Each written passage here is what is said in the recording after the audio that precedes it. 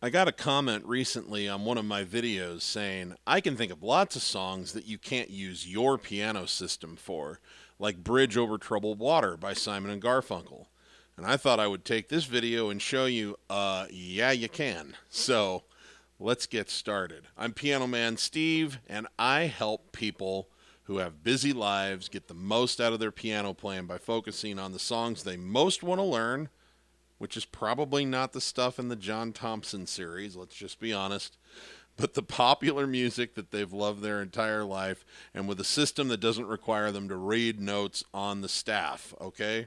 We use chords, rhythm patterns, and improv, and I'm going to actually show you the system at play in this beautiful song called Bridge Over Troubled Water. And what I'm going to show you is how there's a point of entry for beginner players or novice players, and then there's all kinds of stuff that you can do as you build your piano prowess, as you build what I call your toolbox of techniques and skills to enhance and mold and broaden the sound so that pretty soon it does kind of sound like you're playing very similar to what's on the record.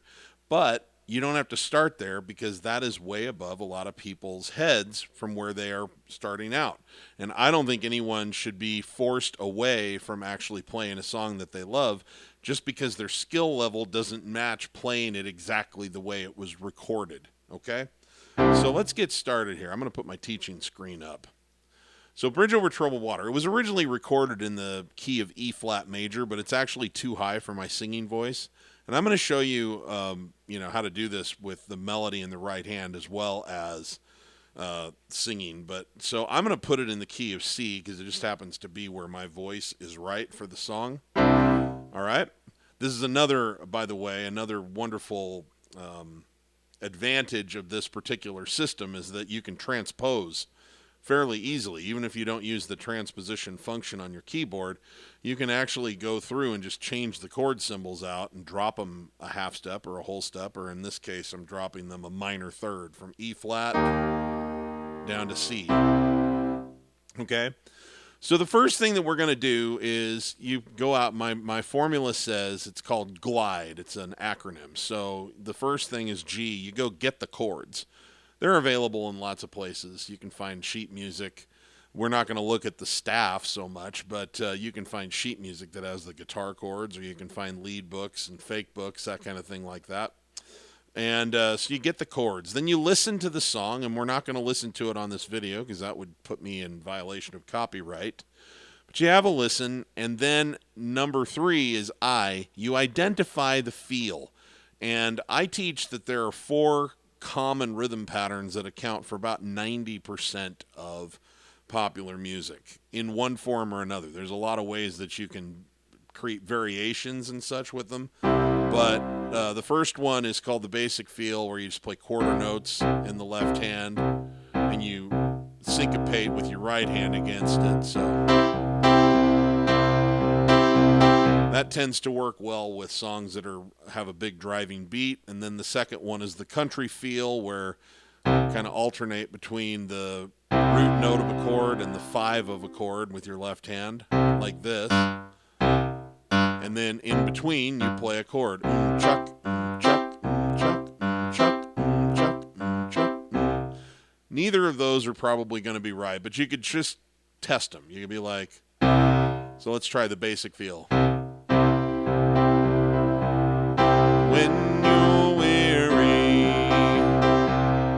feeling small, when times it's like no, it's turning that into a Lady Gaga feel song or something, and it's probably not going to be the country feel. Although this would be an interesting way to arrange the song if you wanted to have fun. When you're weary, feeling small, when tears are in your eyes. If we wanted to do it at a hoedown, that'd be kind of fun. Or a polka dance. But that's not probably what's going to work. And then there's a waltz feel, which is for songs that are in 3 beats per measure. Well, that we know is not going to work because this definitely has 4 beats, 4 counts per measure. So we're probably going to be in what I call the syncopated feel or the heartbeat feel. And that's where your left hand is playing a syncopated rhythm that goes 1, 2, and 3, and 1, and 3, bump, bump, bump, bump, like a heartbeat. And up on top, we're just going to kind of play on like 1, 2, 4, 1, 2. Just to begin, we can do lots of different things with the right hand as we get into this a little bit, but that'll just be sort of our default North Star. So let's see how it sounds when we're going to leave the elaborate intro out for right now. We're just going to do the part where the singing comes in. When you're weary,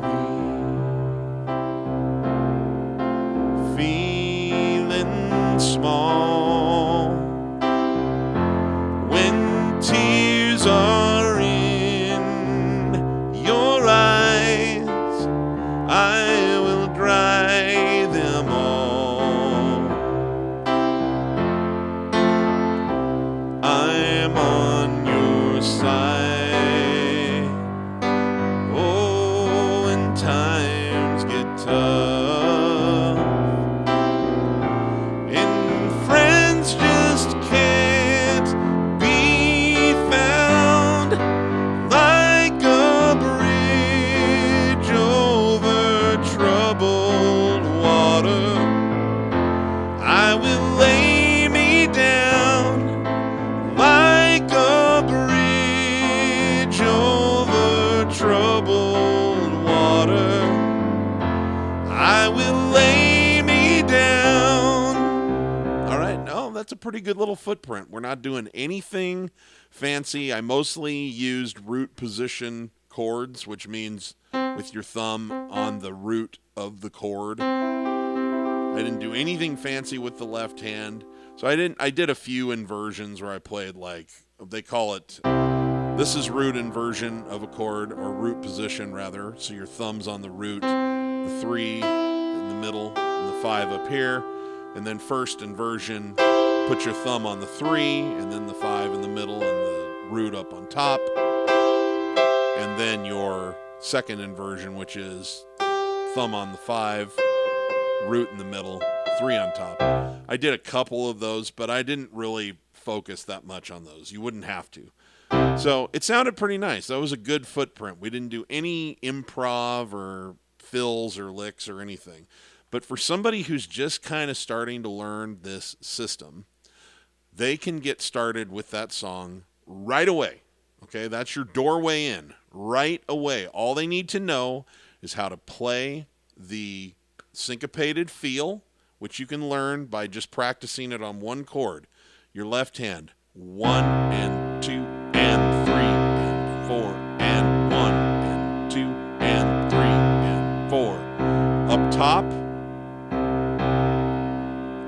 1, 2, 4, 1, 2, 4, 1, 2, 4. Now that's probably the most challenging of the 4 basic rhythm patterns that I teach. A lot of in terms of getting the coordination between the hands down, but it is kind of like the whole tap your head while you rub your belly, or walk while you chew gum, or that kind of thing. Your brain takes a little bit of time to snap into place the timing between your hands, but once it gets it, you have now found your center of gravity. It's like you found your balance while you're riding a bicycle, and you can't lose it ever again. And then that rhythm pattern, goodness, it is the foundation of thousands of songs. Now, I want to be very clear. That would be enough to constitute playing Bridge Over Troubled Water. I'm not going to stop there because I want to be fair to what the commenter was saying, okay? But if you were around a campfire and somebody brought an acoustic guitar with them, they would not be able, with that acoustic guitar, to go.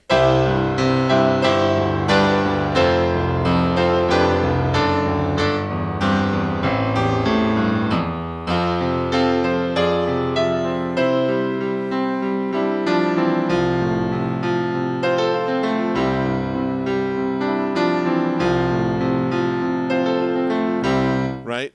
And the thing is, you would still say that they played Bridge Over Troubled Water if they just sat there and did a strumming pattern and just sang the parts, right? So you have to apply the same standard to the piano. It doesn't mean it's the only thing that you can do. It just means that it's a place to begin, because I live in the real world where people have real lives. I know what life is like.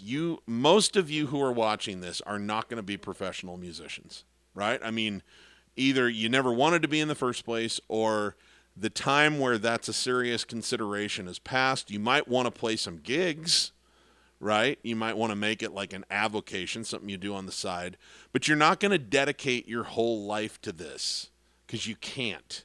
You probably already have a career, a full-time job. You might very well be married. You might have kids at home that you're chasing around and taking to different activities. And you might even have aging parents that you look after. And you might have responsibilities in the community. Maybe you're part of service organizations, or you do volunteer work. Like, you have to squeeze this in where you can, right? So what I'm trying to do is show you how you can get the most juice squoze out of that piece of fruit for the time that you have to dedicate to it. And what I love about this method is that while it starts here,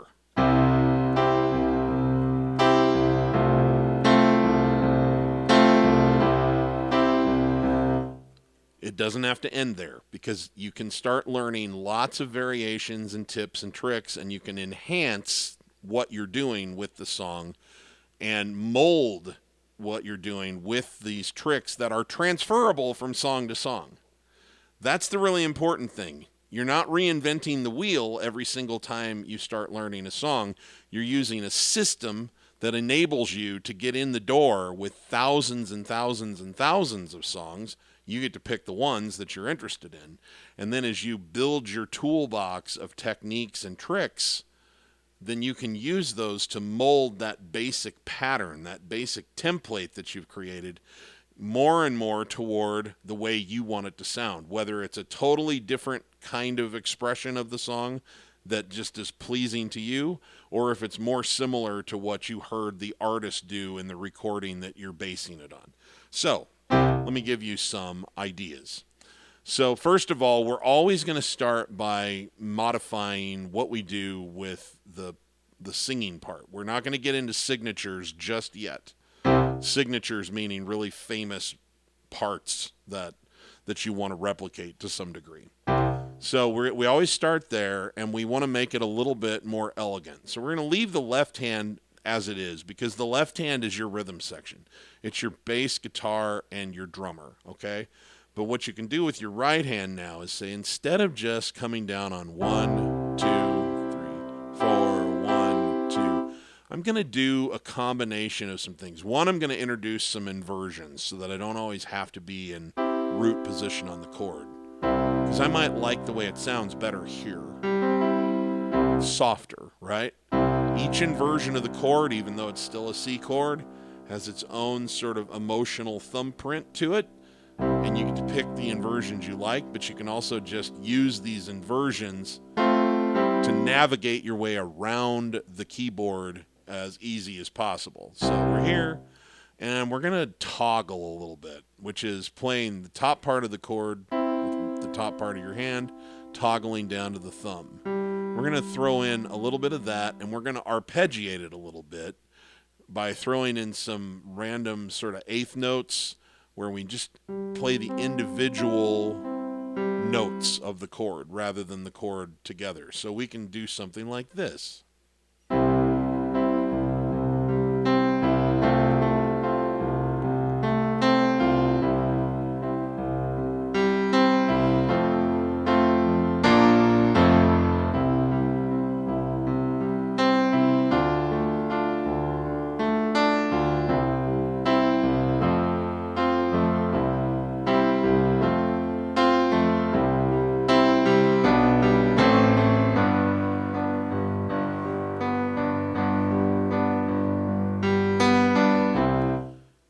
See how that added a level of elegance to the way that it came off? Now, that doesn't make it sound bad to do what we were doing before, which is just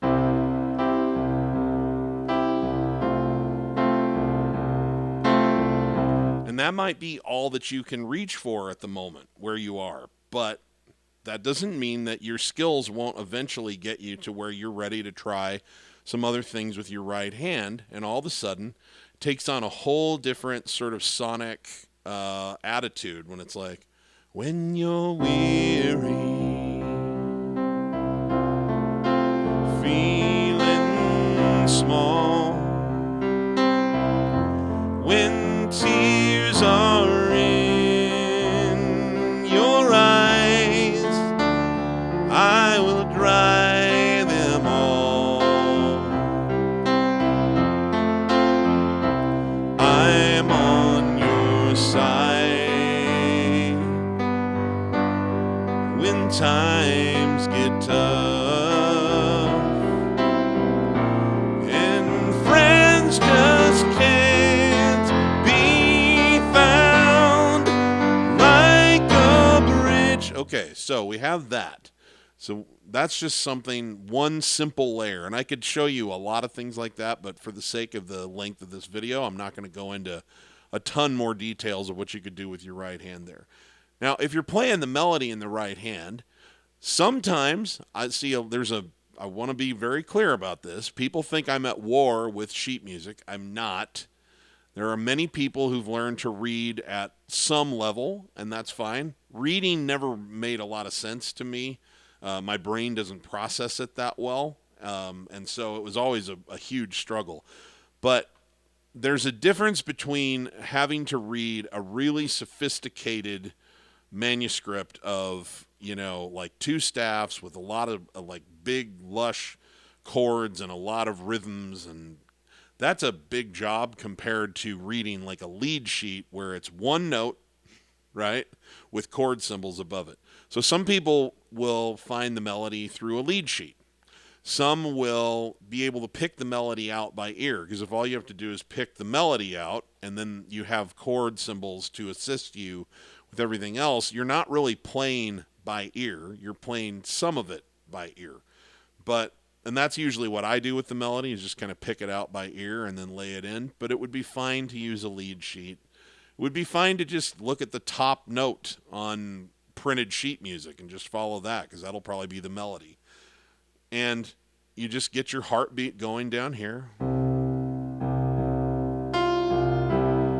And then what you're going to do is you're going to harmonize that melody with other parts of your hand, like your thumb in particular, because your thumb doesn't have to be part of that melody all the time, and it can play notes from the chords that you're on to just kind of harmonize that melody. Sometimes you'll follow it exactly rhythmically, like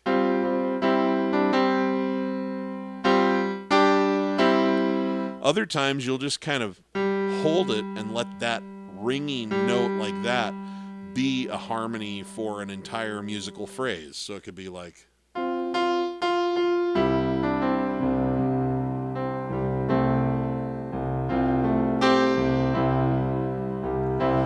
now the other thing is, we can create that toggling effect if in between the gaps in the melody, right, when the melody has a little spot where it's just at rest, we take our index finger and our thumb and just kind of on the relevant notes from the chord that we're on. So in this case, we're in a C chord. So I'm back and forth between a G and a C.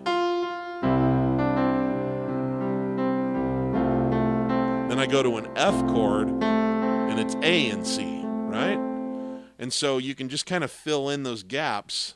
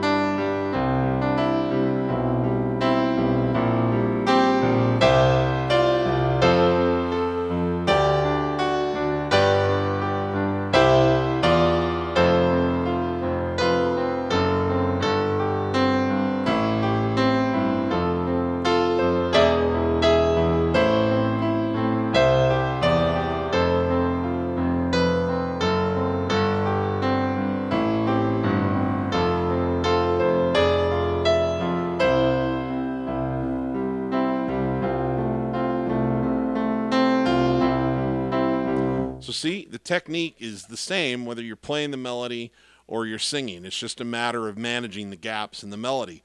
Now, as I said, I could show you a lot of other things that you can do to dress up this part where you're either singing or playing the melody, but I'm not going to do that for the sake of time. But I do now want to address the signature lines because I want to be fair.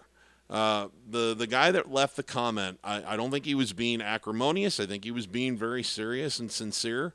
And I'm not here to pick a fight with people like that. But I just thought it was a provocative statement to make.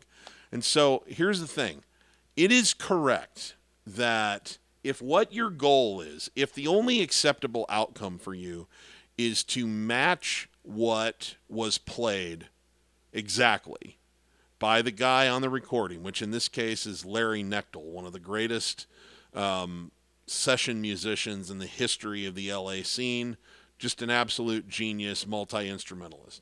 If you want to match exactly what Larry Knechtel did and you want to do it in the same key and all of that, yeah, this method is not that precise. It's not designed to be. This method is designed to give you a lot of creative freedom, but it can allow you the chance to train your ears to the point and have enough techniques in your toolbox to get really close to these things and with minimal effort. Because as I said, not everybody, in fact, the vast majority of people who really want to be able to play the piano and make music and play their favorite songs, they just don't have the time to get through the learning curve to where they could be handed a note-for-note transcription of what Larry Knechtel did in the key of E flat and be able to actually play it. They're not there, and they're not going to get there. They don't have the time.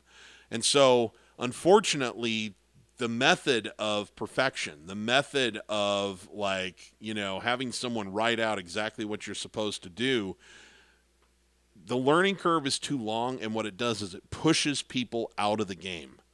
And the worst part, by far for me, is that it convinces people that the reason why they're not doing this is they don't have enough talent.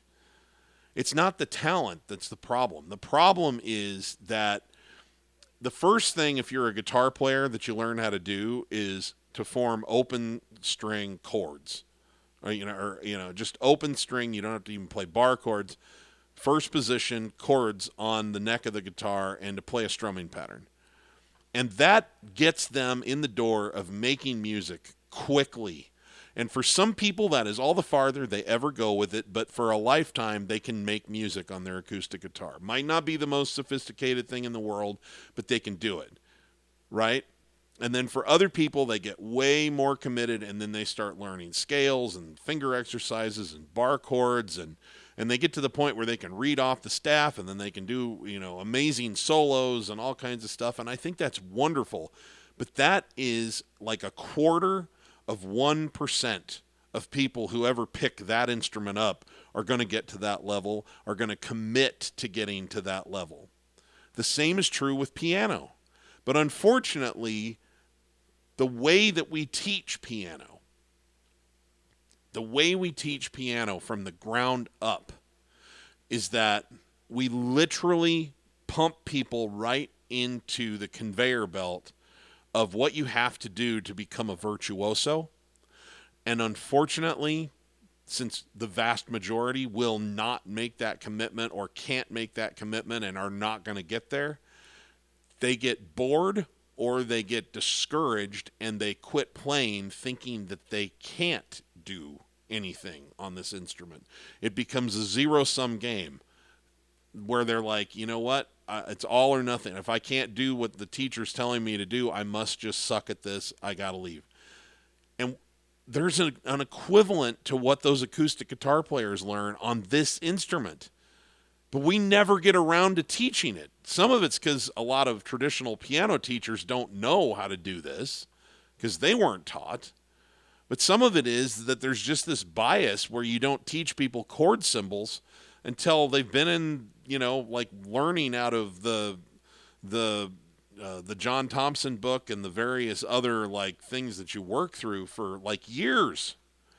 And it is so frustrating to me because there's so many people that could make some progress and could make making music on their piano, a meaningful part of their lives. And guess what? For some people, they'll never go any farther than just this rudimentary, when you're weary, feeling strong, whatever. When tears are, that might be all the farther they ever go, but they get to make music because that's the piano equivalent of the campfire acoustic guitar. And it's fun. And it's incredibly satisfying to make music. And that might be all the farther they go, but for a lot of other people, this encourages them to keep working on new techniques.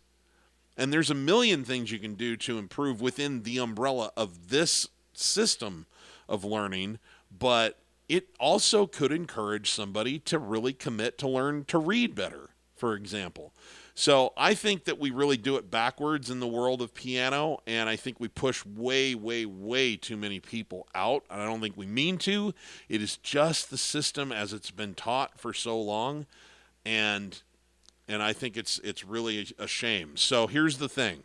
With the signature line, all it is, really, is a series of chords.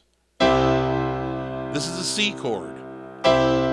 And I played around with the inversions until it sounded right. So I could play it here, or I could play it here. And when I played it here, it sounded right.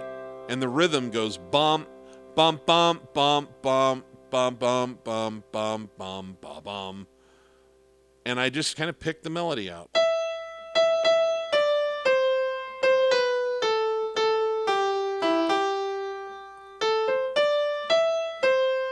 So I had that melody to go by, and I was like, okay, let's find the chords that fit it, and we'll just kind of play around. And most of the lead sheets that you find, or if you look at like regular sheet music that has a part printed out on the staff, but they have guitar chords above the staff, they'll probably have chords listed above the signature line. So you don't even have to read it there, but you'll actually be able to follow the chords, and it's C, then a C with a G bass to a G chord, F, then a G chord over an F, then a D over an F sharp, then it's like an A minor over a G to a C over a G, then A minor, F, F minor 6. And then this last one would be like an F minor with a major 7, which is kind of a crazy chord. But if you really want to distill it down, it's just C, G, F, D, C, A minor, F, F minor, C. Well, if the only thing you can do at the moment is to start out by going,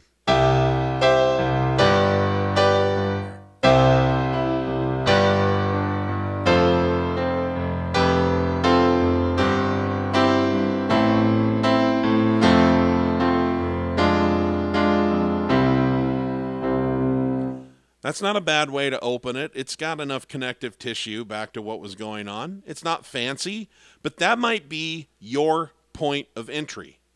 And what I'm trying to remind people is it's okay to play at your point of entry. It's okay. You're not doing it wrong because you don't have the skill set to do what Larry Knechtel did yet. Or maybe you never will. But you're still playing Bridge Over Troubled Water. See what I'm saying? The whole point of this system is so that wherever you happen to be on your journey, you can walk through the door that's available to you and start playing the song. Whereas if the only thing that is acceptable is to do an absolute replica of what Larry Knechtel did in the key with 3 flats and blah, blah, blah, well, guess what? You just basically can't play the song under those circumstances until you have built up that exact level of skill. And what a freaking tragedy it is for people to hold the music that they most want to play apart from themselves, sometimes for years, sometimes forever, just because they've got it in their craw that if they're not playing it exactly the way one of the greatest musicians who've ever walked the planet did it, that they're not playing it right. I'm sorry. I hate that part of culture in piano players, in professional musicians. I think it's crap. I think it's toxic for piano students. And I don't mean to get all like emotional about it, but this really, really bugs me because there's so many people around the world. I've been doing this for 15 years. And there are people around the world who send me emails all the time. And they're like, you don't know what it means to me to be able to play. I thought I couldn't do this. And guess what? They're not great players. But they're good enough to do something. And they get that thrill. They get the goosebumps because the music isn't just this thing, this ephemeral thing happening out there that they're listening to. They're inside it. It's emanating from them. They can feel kinesthetically. They're doing this, and then they can hear the result of it. And they're getting the same rush that I do when I play it nearly as well as Larry Knechtel does, because that's what they're capable of at the moment. And the system is what empowers them to do it. So, yeah, you start out and it's just something simple like C. Maybe you add some toggles.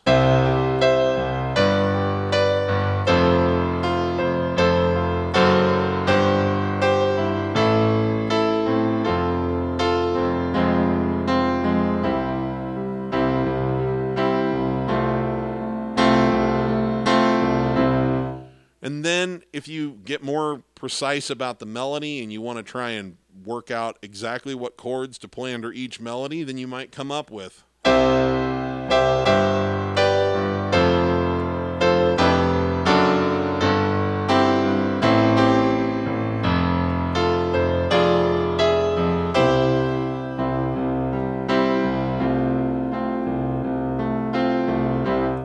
And if you get really, really sophisticated, then you can hear Larry's doing something like this.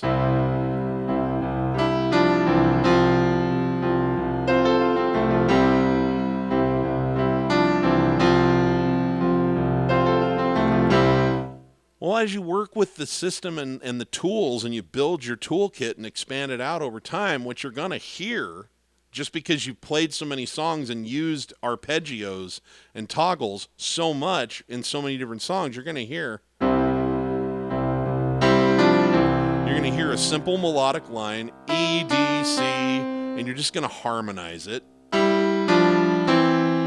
on a sixth, right? So it's like E to G, D to F, C to E. Then it's going to go to an F chord, and you hear that this is simply a fast arpeggio descending down. It's the individual notes of an F chord, but it's just going down.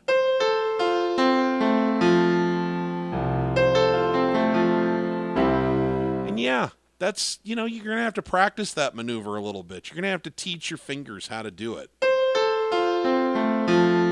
You'll have to play it slow, and it'll frustrate the hell out of you for a while because it's not going to snap into place immediately. But then eventually it snaps into place, and you can do it. And so all of a sudden, this thing that was this really, really sophisticated, difficult, complicated thing to read off the page, right, is not so hard to approach because it's really just based on chords and a few simple little improv techniques that we deploy all the time, and all of a sudden you can do almost exactly what Larry Knechtel did.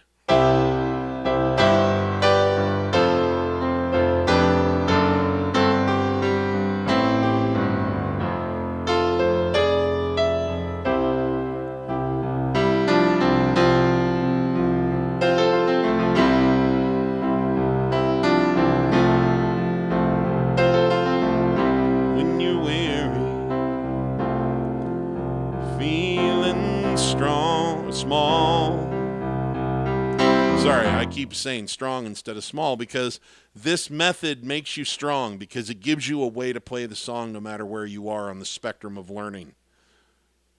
but telling you that the only way that it's right is if you can actually like read it off the page, read the dots on the staff off the page, and make sure that it was a perfect transcription of what one of the best piano players who's ever walked the face of the earth and played on thousands and thousands of the most famous recordings that we've ever heard for like 15 years in the Los Angeles session scene.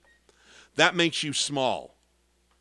Telling yourself that makes you small, and it makes you shrink away, and it makes you stay away from the instrument and think that you can't do it. Makes you think that that this instrument is too complicated, too difficult for you. And I just soundly reject that message, and I reject that toxic culture inside the world of piano players. It's fine that 1% elite who are actually professionals, most of whom are, no matter how good of a musician they are, they're literally like on a knife's edge struggling for money all the time, because once you get to a certain level of competency, the average audience member doesn't notice the difference between the guy who's at 80% and the guy who's at 95%, but that doesn't matter. Among that little 1%, we can have these stupid pissing contests, right? But among the vast majority of people who do this because of the passion for music and just the desire to be able to make music and have it be part of their lives, they're never going to probably make $1 off of it. Or if they do, it'll be chicken feed, a tip jar that they make on just, at a local bar. Or they're going to play in their church worship group. Or they're going to do something. For that vast, wide majority of people, this method empowers you to get in the game and to enjoy yourself and to connect with music. And you can grow for the rest of your life once you learn the most nominal, novice, simplistic version of how to use this system.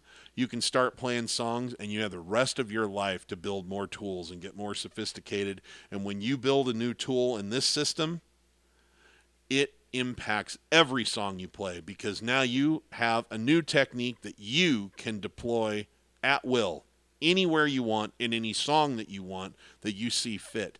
It is a rising tide that lifts all boats. So that's why I teach this. And thank you for listening. I apologize for getting sort of passionate and maybe even a little salty there, but I hold no ill will toward the professionals that leave comments under my videos. None whatsoever. I really don't. But I push back hard on some of the messages that they leave because I don't want that false choice pushed on that vast majority of piano players who could be getting the joy of making music right now. And not just any music, their favorite songs. They could be getting that joy right now in some form or another, and they're not, because they don't know that this system exists. And even when they do find a system like this, they get told that somehow it's less than, and it's not good enough, and that it's not real, and that the only real way to play is to do all of this stuff that, frankly, you don't have time to ever master. So I do push back against those messages. But God bless them. I'm sure every single one who's ever left a comment like that is incredibly talented. I wish them nothing but the best, and I think it's phenomenal that they've mastered all of the skills, including reading all of the dots on the staff that they have. I have no qualms with that. They're a step ahead of me if they can do that. I never computed with me, but I've made my living on this for 35 years, and it's treated me really well using this system and just getting really good at deploying this system. But more importantly, I've had a lifetime of happiness from it. So, and now I get to share it with people all over the world. So thank you for watching this video. Let me know what you think. I hope that you enjoyed it. If you're really interested in learning more about this method, I hope that you'll visit me at pianomanaapproach.com. There's a link down in the description.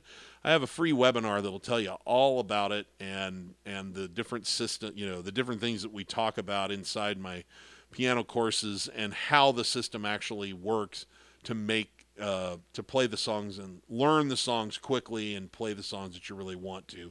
So again, pianomanaapproach.com. I'd love to see you over there, and I've got a long list of free stuff that I'll be happy to send you out once a week if you want to join my mailing list over there. So anyway, take care, and remember my personal mantra before I go. If you're not having fun when you're making music, you're doing it wrong. I'm Piano Man Steve Lungrin. I'll see you on the next one.